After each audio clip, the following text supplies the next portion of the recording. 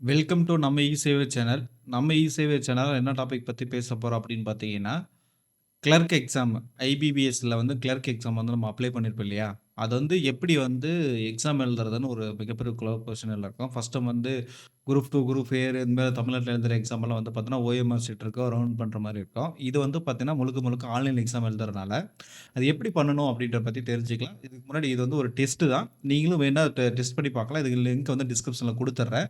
இங்க வந்து பார்த்தீங்கன்னா, வந்து டெஸ்ட் வந்து எப்படி பண்றது அப்படின்னு சொல்லிட்டு நம்ம வந்து இங்க கிளிக் பண்றோம்.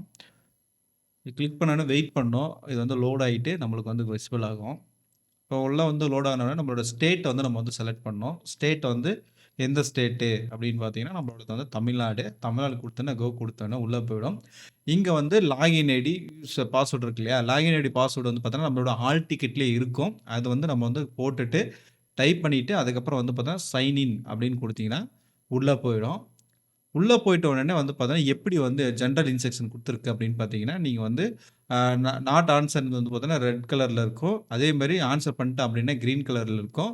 இத வந்து பார்த்தீங்கன்னா, ரிவ்யூ பண்ணோம் அப்படின்னா, அந்த ப்ளூ கலர்ல இருக்கும். இதெல்லாம் வந்து பார்த்தீங்கன்னா, ரெட் கலர் வந்த உடனே நம்ம வந்து ஏரோ மார்க் செலக்ட் பண்ணி, நம்ம வந்து ஸ்க்ரோலிங் பண்ணி நம்ம வந்து ஆன்சர் வந்து இது பண்ணணும். இதுதான் வந்து சொல்லக்கூடிய விஷயங்கள்.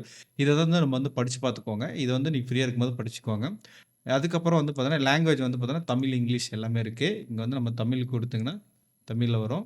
இங்க லோட் ஆகல. எல்லாமே இங்கிலீஷ்லயே இருக்கு. சரி அப்ப நெக்ஸ்ட் குடுத்துர்றோம். நெக்ஸ்ட் குடுத்த உடனே வந்து பார்த்தீங்கன்னா, இங்க வந்து சூஸ் யுவர் டிஃபால்ட் லாங்குவேஜ். இங்க தான் வந்து பார்த்தோன்னா, நம்மளோட கொஸ்டின் வந்து நம்ம எதுல சூஸ் பண்ணணும்னு கேட்குது. நீங்க கரெக்ட்டா சூஸ் பண்ணிக்கோங்க. இங்கிலீஷ் அண்ட் தமிழ் குடுத்துட்டோம். இங்க வந்து அக்ரி குடுத்துட்டோம். அக்ரி குடுத்துட்டு I am read to be login அப்படின்ற மாரி இருக்கு. அது நம்ம குடுத்துட்டோம்னா, உள்ள போயிடும். இப்போ வந்து உள்ள வந்துருச்சு.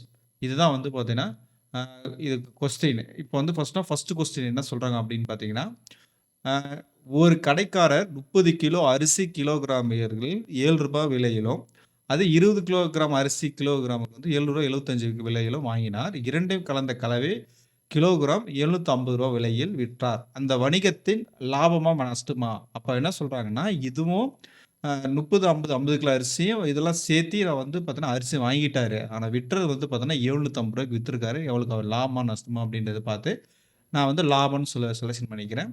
அதுக்கப்புறம் வந்து சேவ் அண்ட் நெக்ஸ்ட் குடுத்துட்டீங்கன்னா, இந்தியாவில் உள்ள மாநிலங்கள் வருமானத்தின் வளர்ச்சியை தீர்மானிப்பதில் பெரும்பங்கு வகிப்பது கீழ்க்கண்டவற்றில் எந்த துறை? அப்படின்றது வந்து கேட்டிருக்காங்க. இது வந்து மிகப்பெரிய ஒரு இம்பார்ட்டன்ட் கொஸ்டின். இத வந்து நம்ம வந்து எந்த இதுல தெரிஞ்சுச்சுன்னா, எனர்ஜியா, வேளாண்மையா, சுற்றுலாவா, போக்குவரத்தா, சேவையா அப்படின்னு இருக்கு. இதுல வந்து நான் வந்து வேளாண்மைன்னு குடுத்துக்கிறேன். அது நீங்க என்ன வேணா குடுத்துக்கலாம். டூரிஸ்ட் இருந்தா டூரிசம், உங்களுக்கு என்ன கரெக்ட்டா தெரியுமோ அது குடுத்துக்கோங்க. அதுக்கப்புறம் நெக்ஸ்ட் குடுத்தீங்கன்னா, பின்வருவற்றில் எது ஆர்பிஐயில் உள்ள ஒன்றை குறிக்கிறது அப்படின்ற விஷயத்த கேட்டிருக்கு. இது வந்து என்ன குறிக்குது அப்படின்னு பார்த்தீங்கன்னா, இன்கம் வந்து பார்த்தீங்கன்னா ஆர்பிஐல வருதா? இந்தியா இன்டர்நேஷனல் பின்வற்றில் எது ஆர்பிஐயில் உள்ள ஒன்னை குறிக்கிறது அப்படின்றது வந்து நம்ம வந்து கரெக்ட்டா வந்து மென்ஷன் பண்ணணும். இது வந்து பார்த்தீங்கன்னா, அது நம்ம இது பண்ணிக்கணும். அதுக்கப்புறம் நெக்ஸ்ட்டு.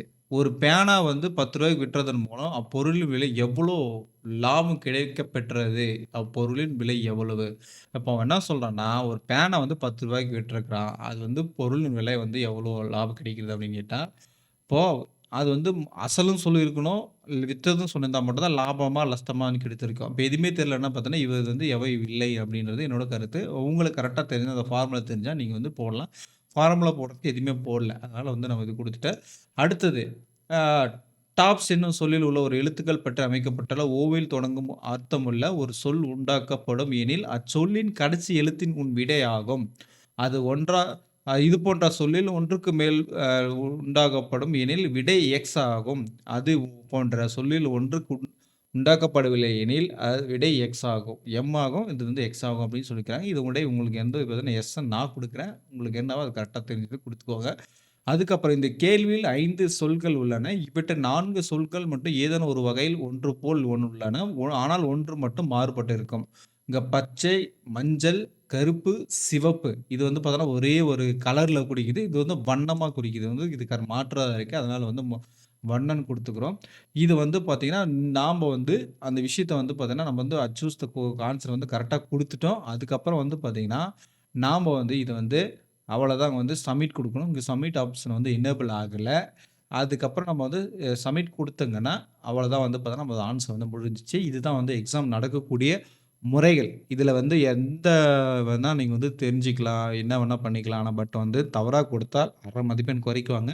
இதுதான் வந்து பிரிலிம்ஸ் எக்ஸாம்ல வந்து ஃபர்ஸ்ட் நடக்கக்கூடிய எக்ஸாமு. இது வந்து மறக்காம வந்து கண்டிப்பா வந்து பார்த்தீங்கன்னா, எல்லாருமே அப்ளை பண்ணியிருப்பீங்க. வந்து ட்ரை பண்ணுங்க அப்படின்னு சொல்லிக்கலாம். இந்த வீடியோ வந்து நெறைய பேருக்கு வந்து ஷேர் பண்ணுங்கன்னு சொல்லிட்டு இந்த வீடியோ இதோட முடிச்சுக்கலாம். நெக்ஸ்ட் வீடியோல வந்து சந்திக்கலாம். பாய்.